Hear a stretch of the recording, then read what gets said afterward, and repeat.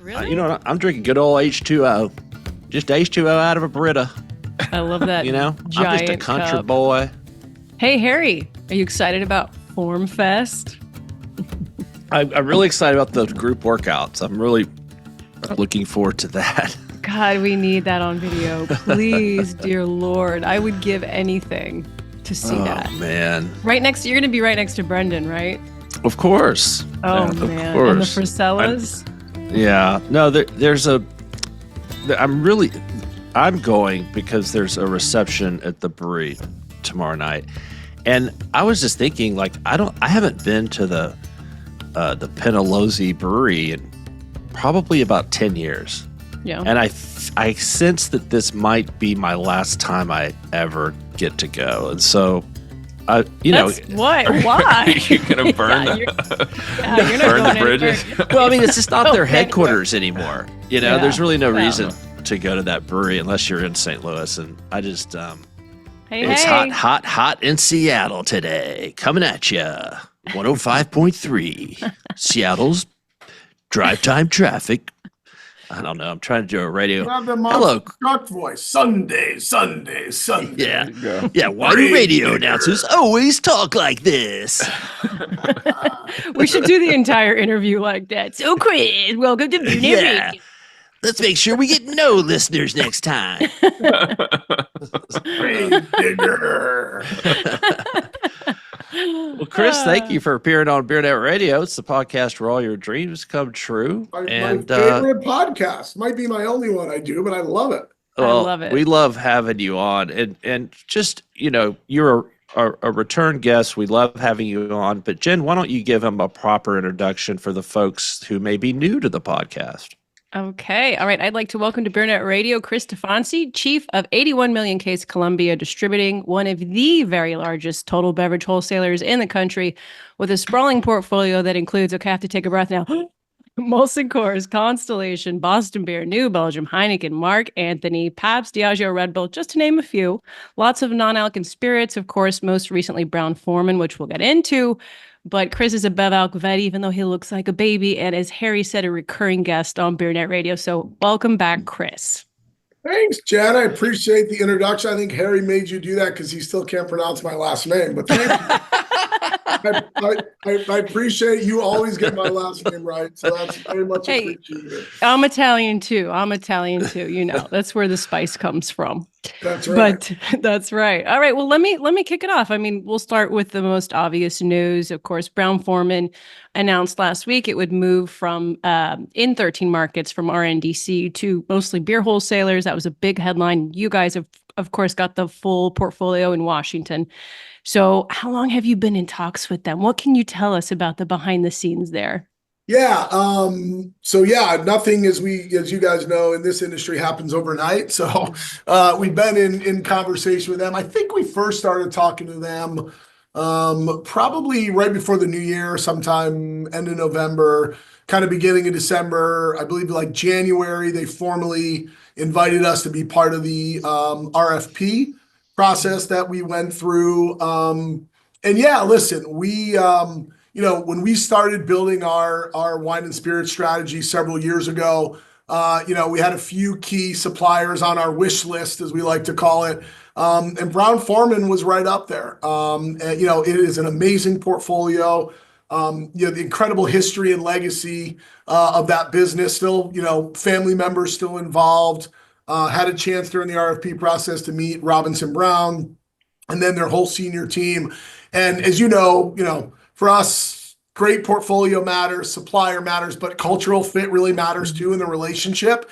And, one of the things I love about the beer side of our business is, it really is a great relationship side of the business with our suppliers. And I felt Brown-Forman felt into that same cultural fit where, the relationship side matters. Top to top relationships are really important to them. And, quite honestly, they're not a supplier that makes distributor changes almost ever. So, it was a long, thorough process. I give them a lot of credit. They took it very seriously. Obviously, they had long tenured relationships with a lot of traditional wine and spirit distributors. But I think they had to relook at their route to market. And I think they looked at what I think a lot of suppliers are doing now. They're looking at who the best distributor is in different parts of the country. And it might not always be the same, national distributor for, all 50 states. So very, very long process, a really thorough process. And, we were flattered to be a part of it. And I can't tell you how excited we are to sell that portfolio. I mean, to have legacy brands like Jack Daniel's, I mean, it is, there's so much we can do with it. We think the upside is massive, right? Woodford Reserve, El Jimador, Herradura. I mean, the portfolio is just amazing. We think the opportunity is huge. And these are big, powerful brands of scale that still matter to consumers. Mm-hmm. Yeah. And, Brown-Forman reported this morning, it could have been a little better, but they did mention specifically that they were moving to those new wholesalers and mentioned that as a long-term tailwind, right?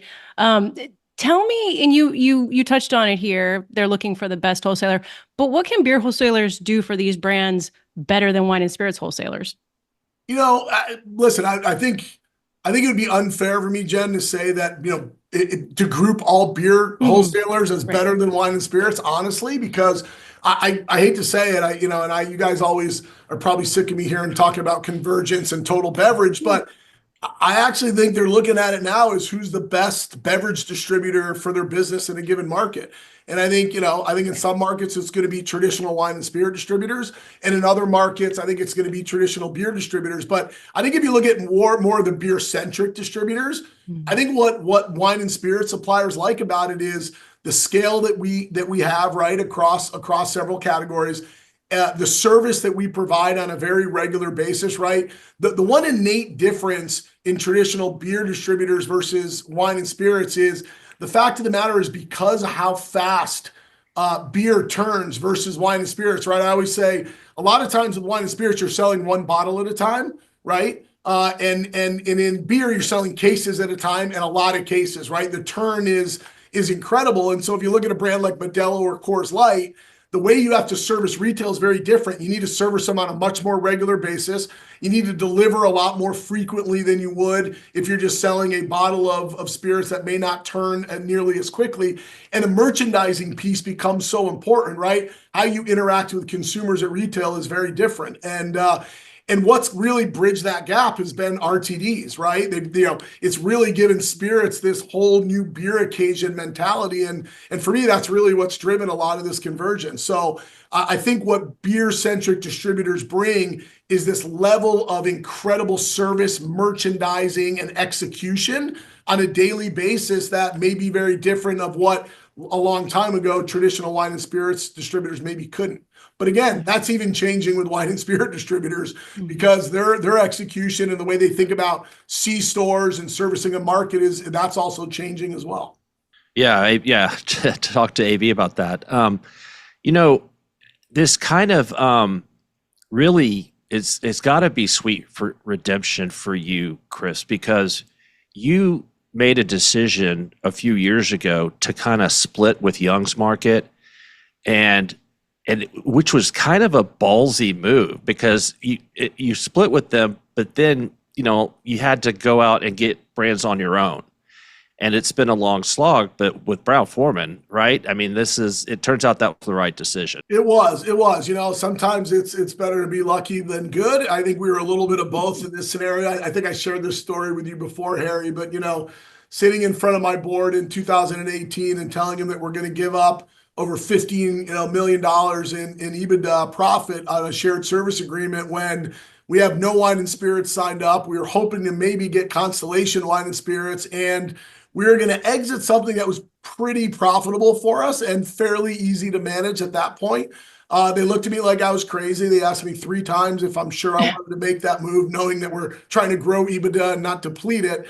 I think it was the right move. And again, credit to Meritage and our board is these guys are trusting. They believe in the strategy. They love the fact that we could start looking and building direct supplier relationships with wine and spirits ourselves. And quite honestly, they believed in our vision of this total beverage model long before everybody else was talking about it. So it is a little bit sweet. I will tell you, I if you asked me back then if I could have guaranteed we'd get to this day with Brown-Forman, I would have told you, God, I hope so. It's going to make things a lot easier. But, them and a couple others were very high on our target list of, if you build it properly and you service the market in a way that we can prove the model works, we believe they will come. And fortunately now they're coming.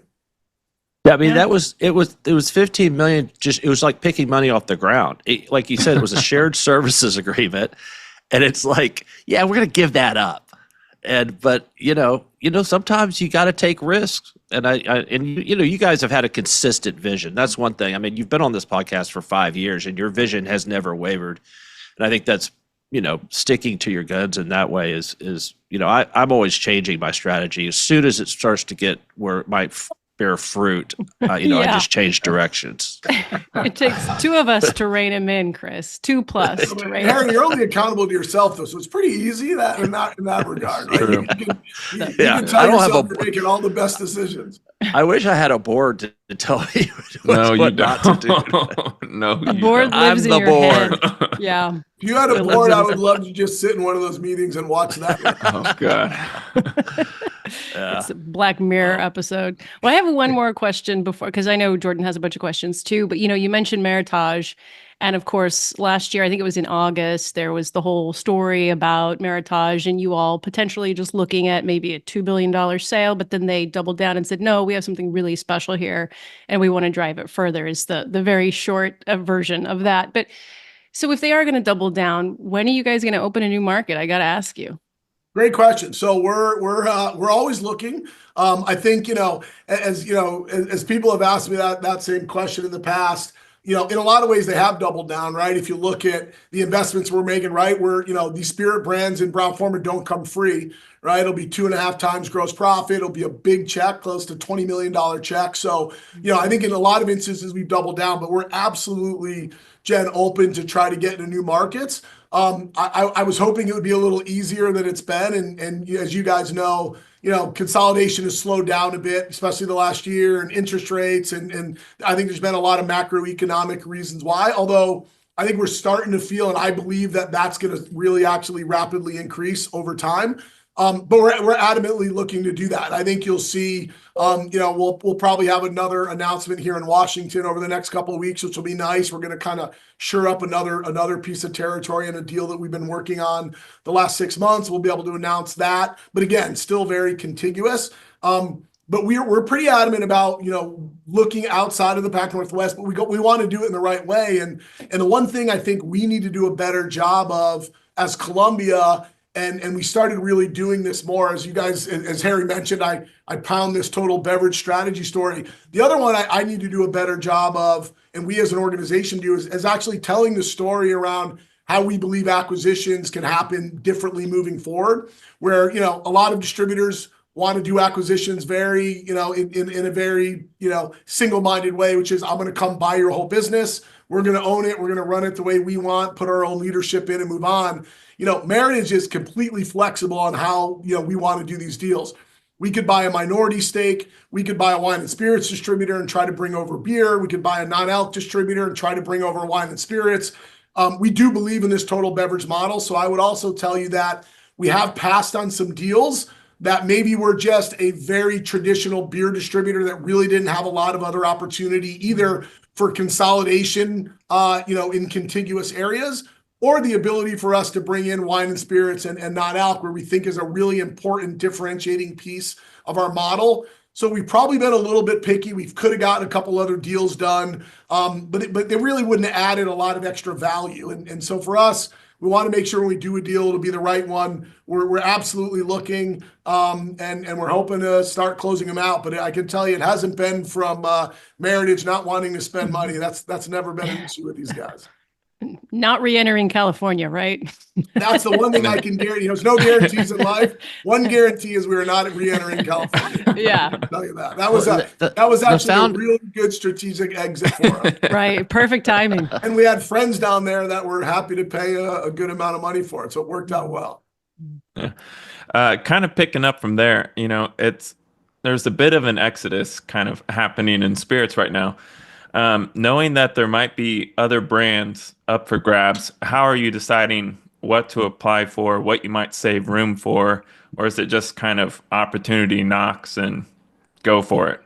No, actually, great question, Jordan. We're a lot more strategic than that. I think one of the things that works really well in our model, and quite honestly, we've made, pretty open commitments about this to our current suppliers, including Brown-Forman, is the fact that we have no desire to build a model to compete like Southern Wine and Spirits and RNDC and Breakthrough. We just, the model of, and we lived it with Young's, the model of having 250 suppliers and 11,000 SKUs, it doesn't work for us. And the main reason is beer is always going to be the majority of our business. That is innate in how we look at our strategy. Right now, it's about 65% of our business. We like that number a lot. Obviously, we have a great beer portfolio. We're never going to lose sight of that, by the way. We're never going to get to a point where we're spending energy on other things. We think we can do it all, but you got to do it well. And the difference that we have is because of the scale we have in non-alc and in beer, it allows us to provide this unbelievable service across all categories. So we're going to build this wine and spirits business very methodically, and we have, right? So we're going to have a few suppliers. Certainly we'll have more than we have now, but we're going to have a few suppliers that actually bring scale. So for us, and by the way, as you can imagine with California, our phone's been ringing off the hook. We're like a lot of times, even with non-alc, we say no a lot more than we say yes. So any supplier that we bring in our portfolio in the wine and spirit side is going to fit strategic white space for us. It's going to play a very specific role, and it's going to be brands of scale that we believe are either large enough that we can provide a lot of focus, or brands that we can build very quickly and add scale. But again, for us, maybe it's 15 or 20. It's definitely not 70 or 80. And then you mentioned the RFP process, but can you just talk a little bit more about the prep required to bring a company like that on, what you might have to build or what might you have to prove or show to score such a portfolio? Yeah, I mean, it really lies in and those are great questions. I'll answer kind of those in two parts. One, I think what we need to provide through the RFP process when we're looking specifically at kind of wine and spirit suppliers. One is it's really kind of two areas we spend a lot of energy on. One is we talk about our service model, right? So how can our service model, which again has a lot of scale with beer and non-alc, how can we leverage that service model to provide really great service? Or more importantly, how do we provide better service than our wine and spirit competitors, right? So we spend a lot of time walking our suppliers, especially new suppliers, through how, and we have a very specific hub and spoke model that's really effective, right? So we have a hub and spoke model. We have 2 hubs, one in Portland, one in Seattle. And then we have 11 branches that surround those hub and spokes across both states. The great stat I love to use really are 2. One is we service 96% of all our volume every week. No traditional competitor of ours, wine and spirits or otherwise, can say that. The other one is for wine specifically, because we obviously, Oregon's a control state for spirits. But if I look at wine, we can get a bottle of wine across 170,000 square miles in 24 hours. And again, because even our traditional wine and spirit competitors like Southern, they have a great service model in the urban areas. But when you get out to rural areas, they don't have Red Bull, they don't have Coors Light, they don't have water, they don't have soda. So getting to these outlying rural areas is much more difficult, and they're servicing them on a lot less frequent basis. So the service piece is really important. Then the other piece we talk about is execution, right? So how do we build a sales organization that we can execute to a really high level? And again, for me, it's always about differentiating it's not about, hey, we can do what your current distributor does. Our whole story is we can be better than your current distributor in service and execution. So we then walk them through the fact that in our urban areas, we have a separate wine and spirits division, a non-alc division, and a beer division, so that we're not overwhelming our people and we can give them very specific dedication and focus with wine and spirit experts that we believe are better than our competitors. So that's really where we talk about from a kind of RFP process. And then what we do internally that coincides with that is, as we're bringing in Brown-Forman, we then look at internally and say, okay, how do we need to add resources? Where do we need to add structure? How many more people? Is there an area that's important to Brown-Forman or one of our new suppliers? that's really important to them that we may not have already built in our structure. So the other really cool thing I think that our new suppliers like Brown-Forman appreciate, we're super transparent and open. We're like, here's what we kind of believe you want, but we don't really know until we get to know you better. So we're also willing to allow them to come in and help us build what the structure should look like on things that are really important to them, right? So with Brown-Forman, on-premise is really important, right? We believe there's an amazing opportunity that we can leverage Jack Daniels in a different way. Bar and taverns are a huge strength of ours. So how can we leverage that in a different way, utilizing, by the way, other parts of our portfolio, cross-merchandising, and do we have enough dedicated resources against what's important to that supplier? And we're willing to invest up front to do it. You know, we think about this very long term. We don't need to make full profitability in month one. We'd rather build, invest, show that we can prove this model out, show that we're great performers. And then again, I always go back to then you get, the opportunity to have economies of scale. And on the distributor side, being efficient is really where you make your money.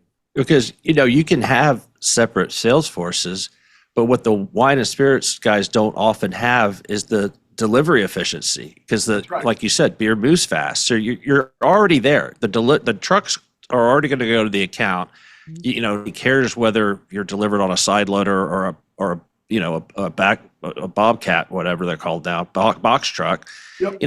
And when I look at kind of the old, and no shade again on Southern or RNDC or those guys, but it's to me it's slow and fat, meaning slow delivery, fat margins, and beer is thinner margins, faster delivery. And with RTDs coming into the equation, those two are starting to mix. And the beer guys, I think, have an advantage. Not all of them, like you said, but some do, because they already have their fixed costs covered across all the delivery. Because, like you said, I mean, that stat right there says it all. 98% of your accounts get serviced at least once a week. I mean, that's unheard of on the other side. You're exactly right, Harry. And I think, and you mentioned the Salesforce piece, because while we have a separate wine and spirit Salesforce, we think is really important. One of the things with our relationship with Young's that we saw, and again, we learned a lot from that relationship, right? While we didn't own the selling side, we got to watch what worked, what didn't. So we had a massive advantage of and Young's did a lot of things really well, right? But one of the challenges is as they got bigger and took on more suppliers, the suppliers who came in got more demanding and wanted separate sales forces. So they actually got to a point where they had 3 or 4 completely separate selling divisions that were all competing against each other in accounts. That for me is where things start to go awry. And that's when, to your point, while you have fat margins, those margins start getting diluted really quickly when you're only looking at competing against yourself. Our model always at Columbia is, as new categories and segments emerge, we want to compete in them because we want to keep market share within Columbia. I don't have any desire to have 4 Columbia salespeople all fighting with each other in an account. And it's annoying to the retailer. I've witnessed that many times where it's like, how many reps are you going to send in, from the same company? Yep, it does. And it's funny where we have a wine and spirits ambassador going into an account with one of our beer reps, they actually work together, and we even incent them like that, right? So if a wine and spirits person's in and they notice a draft opportunity, they'll mention it to the rep, or vice versa. A lot of times our beer people will go in and they'll sell wine by the glass. And so for us, we still want to structure it where, we're all supporting each other. Our culture very, very much is about, we are, viciously competitive, but we also all want to win together and very supportive of our teammates. We're, it really is family-like when it's like that. Almost like, you can pick on your brother, but no one else can. Right. As we well know, because we had you with your brother and sister That's on right. stage, and That's right. I won't talk about the car incident, but that was questionable how that story was relayed, but that's okay. My sister remembers it a little differently, but that there was an incident, though. I do remember her rolling out of the car at some point. But I had nothing to do with it. Yeah. No. So we're talking about lessons, right? You're talking about lessons in wine and spirits and Young's marketing, of course. RNDC announced this week that they're shutting down in California. And I'm curious, with your vast knowledge, what's the lesson there, right? Everybody was not shocked because, the news had been dribbling out and the suppliers had been leaving. But gosh, I thought there was such a thing as too big to fail. Yeah, I think that's a great point. I don't think I think if you ever assume you're too big to fail is probably when you start running into problems. And by the way, I put that across any industry. Listen, I think California had a lot of challenges, right? One is that the state is so important to so many suppliers, right? It's such a huge piece of their business. I think that's super critical. And like anything else, and Harry just laid it out really well, right? Scale really matters in this business. And I think it was a bit of a domino effect. And I can't speak specifically into what RNDC did or didn't do as a supplier in California. I never competed against them there. It's sad in a way, right? Thousands of people are going to lose their jobs and have to kind of find other work. So I think there's that kind of human element to it. But I think, with Reyes, I think Reyes's decision to get into total beverage, especially in the spirits, I think was a dramatic change for California. And the one shift that we're seeing, and never say never because it could always shift back, but I think the days, at least as we look now and in the next few years, the days of big distributors saying I'm only going to be big suppliers saying I'm only going to be with one distributor nationally because it's less complex, it's easy.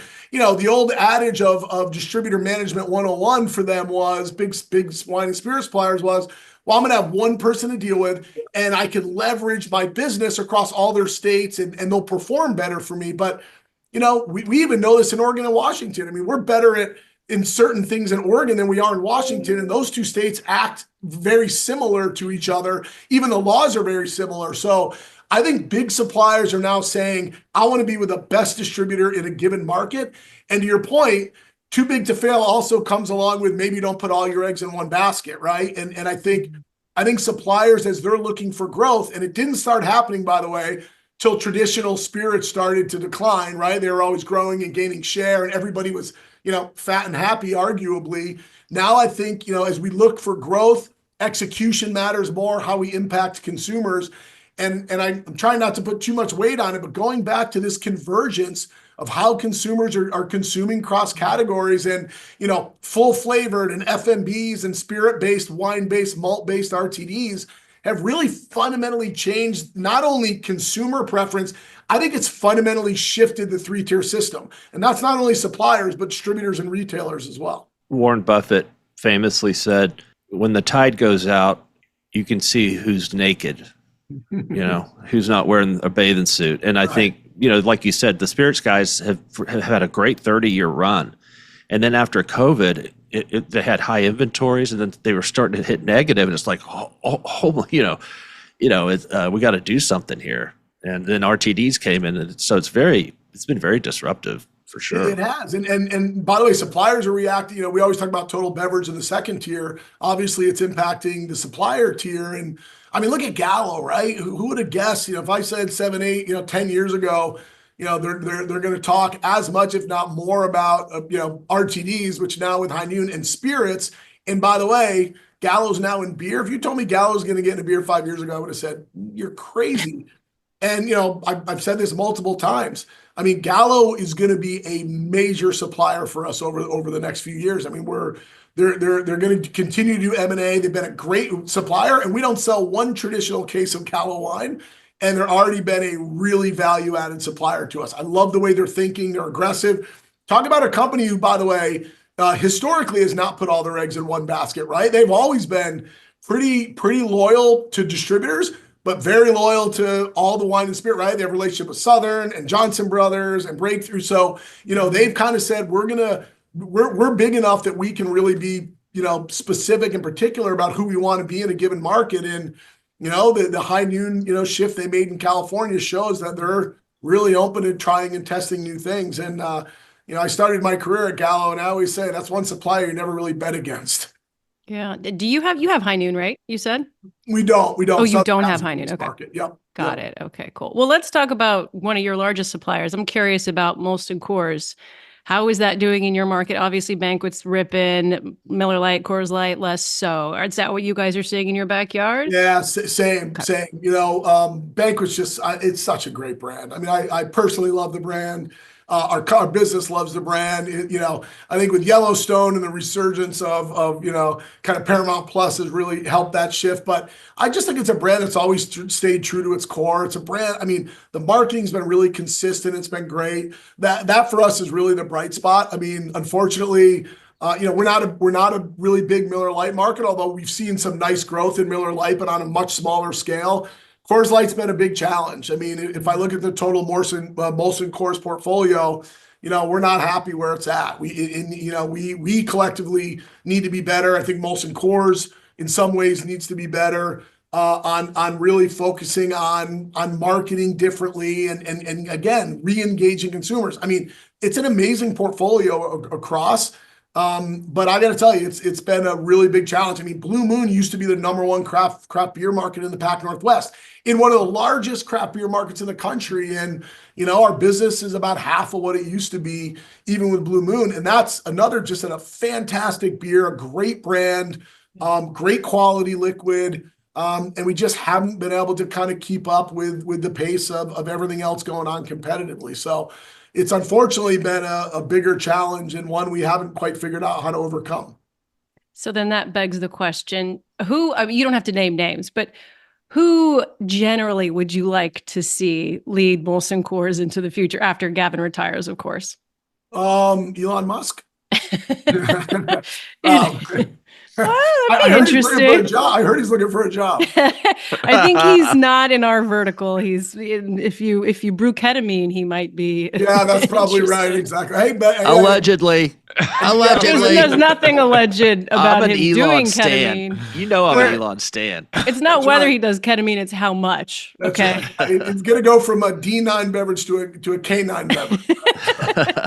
The opportunities are endless. Yeah, listen, I think it's funny you asked that question because I think it's a really interesting one. I mean, these big public company jobs are brutally hard. I watched what Bill Newlands goes through. I watched what Gavin Hattersley, and I thought he did a really good job kind of navigating through really hard times, right? You have so many masters to serve, and shareholders and a board. And by the way, in Gavin's position, family members, right, that are still involved. And I think they're really hard jobs. And so, I don't envy anyone in them, by the way. And quite honestly, I don't know if there's, hundreds or thousands of people trying to jump in line to try to get some of these big public company jobs because they're just hard. But I would tell you, if it was me and I looked at, the type of individual that I think would excel in a role like that, for me, one would be just, a really strong kind of reconnection with the distributor network, I think would be awesome. And I think it's super important. And again, in those big jobs, it's hard because there's just so many people that are demanding of your time. And I would say this about a lot of our big suppliers, by the way, not just Molson Coors, but finding a way to reconnect in a really authentic and genuine way back with the distributor network to kind of re-engage and kind of get them, rooting for you again, if you will, and getting belief. A lot of this is, not only selling to shareholders, you got to sell internally to your own people, and you got to be a good salesperson to your distributor network. And I think for me, somebody could come with, really fresh ideas, maybe a different way of thinking. I think a lot of times having somebody come outside the industry with a fresh set of eyes is really important, right? Because, we're myself included, we're so focused on what we know and what we think we know.